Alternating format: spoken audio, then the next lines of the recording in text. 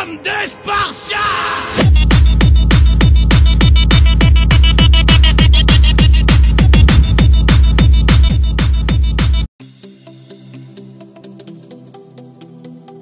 Alors revenons sur ce qui a manqué à cette équipe de France en finale de cet Euro. Commençons tout de même par le positif. Donc moi j'ai choisi les performances globales de l'équipe de France sur ce match parce qu'il y a quand même une très nette domination des Bleus sur l'ensemble des 90 minutes avec une domination et des meilleures moyennes dans tous les secteurs de jeu avec un joli 7,7 en animation qui est quand même à soulever.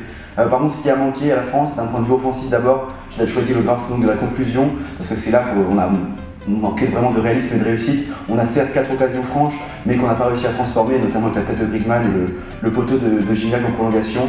Donc c'est là le vrai problème qu'il y a eu pour moi dans ce match. Défensivement, j'ai pas trop de reproches à faire, j'ai trouvé la défense très solide. Le seul reproche que je pourrais faire, c'est le manque d'apport offensif de la part de Pogba, Matuidi et des latéraux Evra et Sagna. Encore une fois, comme on l'a déjà vu depuis le début de l'Euro. Pour le focus joueur, j'ai évidemment choisi en point fort Moussa Sissoko qui a fait un match énorme, notamment une première mi-temps incroyable en animation. C'est pour ça qu'on lui a trouvé un bonus de 3 dans ce secteur-là pour la première mi-temps. Et en point faible, j'ai choisi Antoine Griezmann malheureusement qui a été beaucoup moins brillant que sur les autres matchs. Voilà, c'est clair qu'il a été beaucoup plus discret et beaucoup moins décisif. Mais n'oublions pas quand même ses très bonnes prestations pendant toute la compétition. Enfin, les points clés pour le Mondial 2018, je pense qu'il y en a deux. Le premier, c'est qu'on a un groupe maintenant qui est très soudé avec un nouvel état d'esprit, un nouvel amour pour le maillot bleu. Et enfin, le deuxième point, c'est qu'on a une nouvelle génération très prometteuse, avec de très très bons joueurs qui arrivent, qui ont entre 20 et 24 ans, qui vont gagner en maturité dans les 2 années à venir. Pierre, je te mets 7, c'était pas mal, mais ça aurait pu être un peu plus complet.